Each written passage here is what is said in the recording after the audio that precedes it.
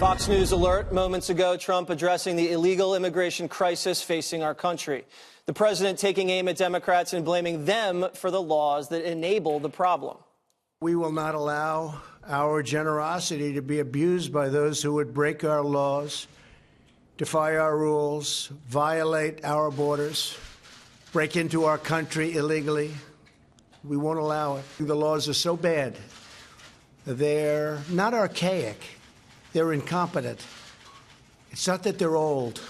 They're just bad. And we can't get any Democrat votes to change them. It's only the Republicans that are in unison. They want to change them. The hot button issue the last couple of weeks has been the migrant caravan headed towards the United States. Trump once again vowing to stop it. At this very moment, large, well-organized caravans of migrants are marching toward our southern border. Some people call it an invasion. It's like an invasion. These are tough people in many cases. A lot of young men, strong men, and a lot of men that maybe we don't want in our country. But again, we'll find that out through the legal process. But these illegal caravans will not be allowed into the United States. And they should turn back now, because they're wasting their time. They should apply to come into our country. We want them to come into our country. The president also saying he'll crack down on meritless claims for asylum. My administration is finalizing a plan to end the rampant abuse of our asylum system. Under this plan, the illegal aliens will no longer get a free pass into our country by lodging meritless claims in seeking asylum. Instead, migrants seeking asylum will have to present themselves lawfully at a port of entry. So they're going to have to lawfully present themselves at a port of entry. Okay, Juan, two issues here. Because of the laws in this country, they treat people from Central America different than they treat people from Canada or Mexico. So if you come with a child and you're from a Central American country and you cross the border, and if you say you're fleeing violence, they will immediately accept you into this country and release you into this country because of the laws. Do you think that the system is being gamed by people who, you know, there's lawyers down there telling them what to say right before they cross? Would you make any changes to the illegal immigration problem at all? Yeah, well, I mean, if you want to make a change with regard to the asylum rules, I guess that's up to us as the American people, and we can do that at any time. The Democrats can help with that. Yeah, I mean, it's the Republicans who have failed in the 2 years they've been there with Trump. But yes, you're right. Democrats are willing to help, and I think they've been willing to help when we had packages for comprehensive immigration reform that were defeated by Republicans in Congress. But what we're seeing here, I just find this kind of like, is this bizarre? Is this Halloween still? I mean, the Republicans can't talk about the economy or taxes, apparently, so they start a culture war and demonize these poor people who are stragglers, who are thousands of miles away from the border and don't have any weapons. Oh, we're going to have our military. I mean, Trump is creating a photo opportunity to spur Republican turnout. It is so transparent. And I just got to think, are people that stupid that they are just going to fall for this time after time after time? Well, I don't think the president was the one that started the caravan. You had a caravan crisis on the border during the Obama administration. He chose to handle it one way.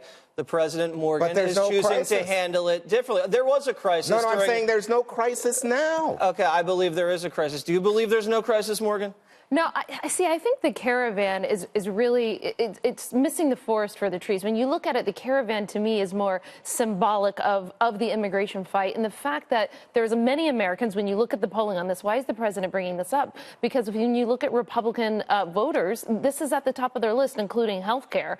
And so, you know, I think that people in general are frustrated that the Republicans have made no progress on this. I mean, the president campaigned on the wall. He's gotten some money for the wall, but he hasn't been able to get everything that he wants. So for me, the caravan is just a larger representation of frustration at our government for not solving the problem. And that's why he's bringing it up. It's a political winner for him. Right. And the timing a week before and a big White House speech and took a few questions, Dana. Well, the president didn't start the Caravan, right? Right. It's not his problem. It's not his fault that the Caravan started a month before the election, and as they march closer, even though I know they're thousands of miles away or 1,000 miles away.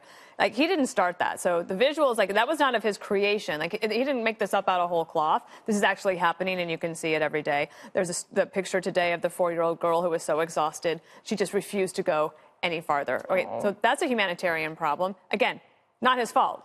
And he's trying to figure out a way to do something with it. He told them, go back.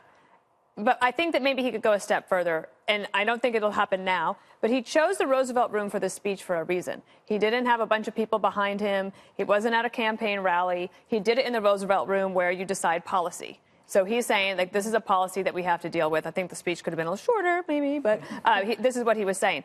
I also feel like it is clear that we need an orderly process to figure out how do you separate economic migrants from people who are really in need of asylum. My concern about the pushing asylum seekers, honest to goodness people with integrity that have the need for asylum, to push them to a port of entry is that they might be so desperate that they can't get there. I think that you can tell the difference between somebody who wants to have a better life and the chance to live in America versus somebody who is really desperately fleeing violence from their government. Could you migrate to a port of entry, or does it have to? You might be able to, or you might be able to Texas? do it. I think a lot of this stuff has actually handled at the embassy level in other places overseas. The last thing I would say is that I feel like we need to do something to solve the problem at its source. Capitalism is the answer. And I think if the president could do something, whatever happens in the midterms, who cares? He's president for the next 2 years. He's running for re-election. What could he do that would be big and different? What about like a Marshall Plan type thing for a very neglected part of the world? Latin America, Central America, South America. Why not do something big and bold to reintroduce capitalism, something like generational that would have a lasting impact, that would go along with not just the border security, but try to bring people together and say, if we want to take care of this region and protect our own borders, let's do something that will actually make a difference. And it would be that. And USAID Administrator Mark Green is doing exactly what Dana is talking about. He's trying to reform USAID, which we've been giving to these Central American countries, which by many definitions meet a failed state status. And it's not just the U.S.-Mexican border. We're seeing the same thing happen in the failed state of Venezuela. Thousands of migrants a day of people fleeing Venezuela going to the Colombian border. So we should be looking at this similarly to how we look at failed states in the Middle East that we've worked on for so many years, looking at the failed states in Central America. I totally agree with you, and I think Mark Green at USAID has a great plan for this. All right, Greg, what do you think? I think that a lot of these problems are due to how the media positions these issues. Number one, Juan brings up the fact that no one's talking about the economy. That's because the economy is effing great right now. You're going to have 3.5% to 4% growth, full unemployment, wages are soaring. We just found out today. But the media doesn't like to talk about planes that land safely. They can only report on planes that crash. So good news about the economy, mysteriously, is no news on the other networks. We try to talk about it here, but it's often ignored because it's such good news. Now, let's talk about immigration. Donald Trump had to set the whole issue up at the beginning as a strain on the system. The reason is that the media believes you can only hold two positions.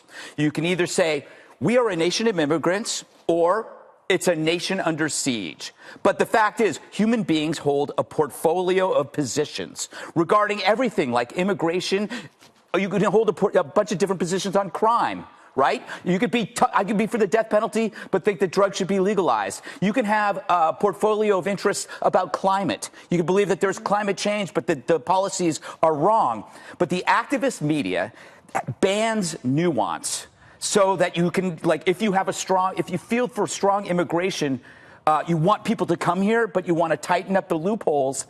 That doesn't work for the media. That doesn't compute. They need to have you in your own box. And it's so infuriating because I am for strong immigration. I want people to come here. President Trump said he wants people to come here. But in his brain, he knows, like everybody who is immersed in this kind of like law and order criteria that you keep in your brain, that there has to be a system. And that system enables you to have a portfolio of beliefs. Unfortunately, the media cannot handle that because they're stupid. Well, I just wanted to quickly say that it's not just the media. You look at the ads, and there's a ton of ads right now going into the weekend, and the ads run by the Republicans are not talking about the economy, Greg, because it's not gaining traction with the voters as a persuasive And that's a problem. And the second thing I would say is, but look at the ad that is being run, the one that the president retweeted that has like some Mexican guy who shot I think it was a law enforcement officer saying, "Oh, I'm coming back, I'm going to kill more." I mean, you think, my God, this is Willie Horton all over again, when in fact we know from the numbers that in fact people who are here illegally have a lower rate of violent crime than people who are native born. Was it wrong to point out that Willie Horton was a furloughed killer?